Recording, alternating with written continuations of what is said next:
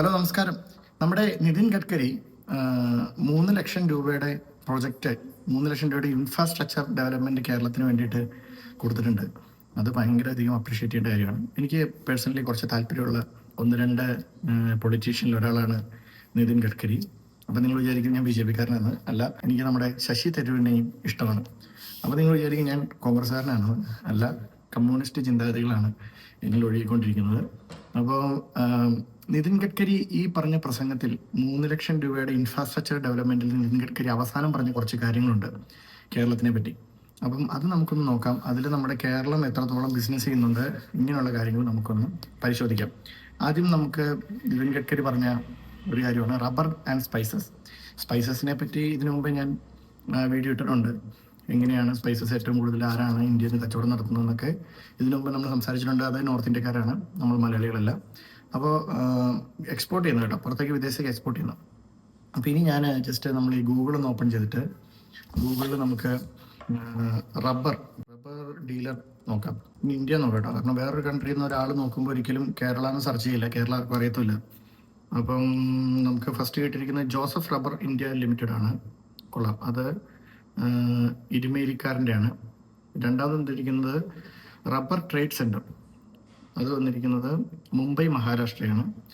അടുത്തത് വന്നിരിക്കുന്നത് dolphin rubber industries, അത് കോട്ടയമാണ്. ചെയ്തത് ഞാൻ കേരളത്തിൽ വെച്ചായതുകൊണ്ട് എനിക്ക് കേരളത്തിലെ റിസൾട്ട് കാണിക്കുന്നതാണ്. വേറെ കൺട്രിയിൽ നിന്ന് സെർച്ച് ചെയ്ത് കഴിഞ്ഞാൽ ഓഫ് കോഴ്സ് 100% ഷുവർ കേരളത്തിലെ കമ്പനികൾ അവിടെ കാണിക്കാൻ സാധ്യത വളരെ കുറവായിരിക്കും. മുംബൈ ആയിരിക്കും കാണിക്കുക. അപ്പോൾ ഓട്ടോമാറ്റിക്കലി അവർക്ക് കച്ചവടം പോകുകയും ചെയ്യും. അപ്പോൾ നമ്മുടെ ആ റബ്ബർ ഇൻഡസ്ട്രിയിൽ ഉള്ള ആളുകൾക്ക്, എക്സ്പോർട്ടിനുള്ള ആളുകൾക്ക് എങ്ങനെ കച്ചവടം പിടിക്കാമെന്നുള്ളത് ഏകദേശമൊക്കെ മനസ്സിലായി കാണുമെന്ന് വിചാരിക്കുന്നു. അടുത്തത് കൊയറാണ്. കൊയറിൻ്റെ അകത്തൊരു സംഭവമുണ്ട്. ഞാൻ കൊയറിൻ്റെ ഡേറ്റ ഷീറ്റ് പർച്ചേസ് ചെയ്യാൻ നോക്കിയിരുന്നു വേറൊരാൾക്ക് വേണ്ടിയിട്ട്. അങ്ങനെ പർച്ചേസ് ചെയ്യാൻ നോക്കി കഴിയുമ്പോഴത്തേക്ക് ഒരു വർഷം 2 ലക്ഷം ഷിപ്മെൻറ്റുകളുണ്ട് കയറിന് വേണ്ടിയിട്ട്. അതുപോലെ ജൂട്ട് ടെക്സ്റ്റൈൽ ഇൻഡസ്ട്രി ഒരു വർഷം 2 ലക്ഷം ടെക്സ്റ്റൈൽ ഷിപ്മെൻറ്റ് നടക്കുന്നുണ്ട്. അപ്പോൾ അത് സജീവമായിട്ട് തന്നെ കേരളത്തിൽ നിന്നുണ്ട് എന്നാണ് നമുക്ക് മനസ്സിലാക്കാൻ സാധിക്കുന്നത്.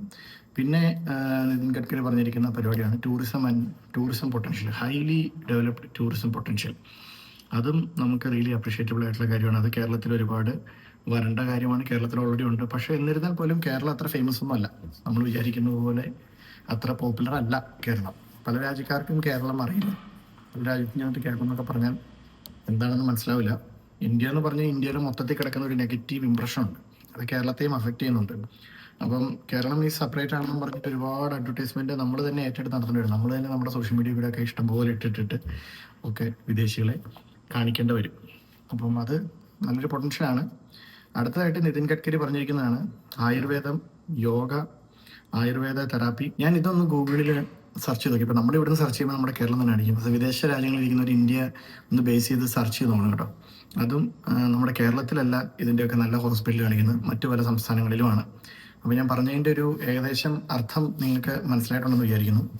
ഇതെല്ലാം നമ്മുടെ കേരളത്തിൻ്റെ മെയിൻ കാര്യങ്ങളാണെന്ന് നമ്മുടെ മന്ത്രി നിതിൻ ഗഡ്കരി വരെ പറയുമ്പോഴും ഓൺലൈനിൽ അല്ലെങ്കിൽ ഗൂഗിളിൽ ഇതൊന്നും നമ്മുടേതല്ല എന്നുള്ളതാണ്. ഇപ്പോൾ കൊയർ മാത്രമേ ഉള്ളൂ നമ്മുടേതായിട്ട് പറയാൻ പറ്റുന്നത്, ബാക്കിയൊന്നും നമ്മുടേതല്ല. ഇന്ത്യനെ സംബന്ധിച്ച് ഇത് സെർച്ച് ചെയ്യുമ്പോഴൊക്കെ ഇന്ത്യയിൽ ഇതൊന്നും നമ്മുടെ ഒരു പാർട്ടായിട്ട് വിൽക്കപ്പെടുന്നില്ല എന്നുള്ളതാണ് ഞാൻ പറയാൻ ഉദ്ദേശിച്ച കാര്യം. അപ്പോൾ അതിനു വേണ്ടിയിട്ടുള്ള ശ്രമങ്ങൾ നമ്മൾ ഇമ്മീഡിയറ്റ് ആരംഭിക്കണം.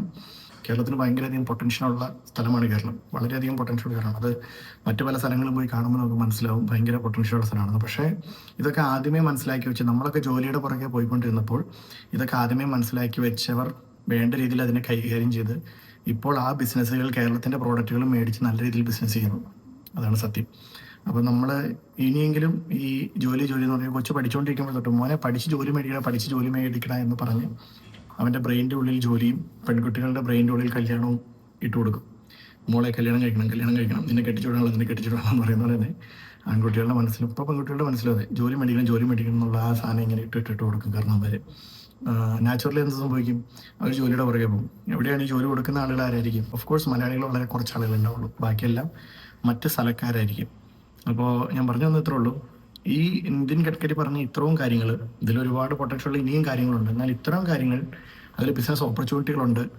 കേരളത്തിൻ്റെ ഇൻഫ്രാസ്ട്രക്ചർ വലുതാകുന്നതോടൊപ്പം നമ്മുടെ ബിസിനസ്സുകളും നമുക്ക് എങ്ങനെയെങ്കിലുമൊക്കെ വലുതാക്കാൻ പറ്റുമോ എന്ന് ശ്രദ്ധിക്കാം. Thank you so much for watching my video. അടുത്ത വീഡിയോയിൽ വീണ്ടും കാണാം. ബൈ.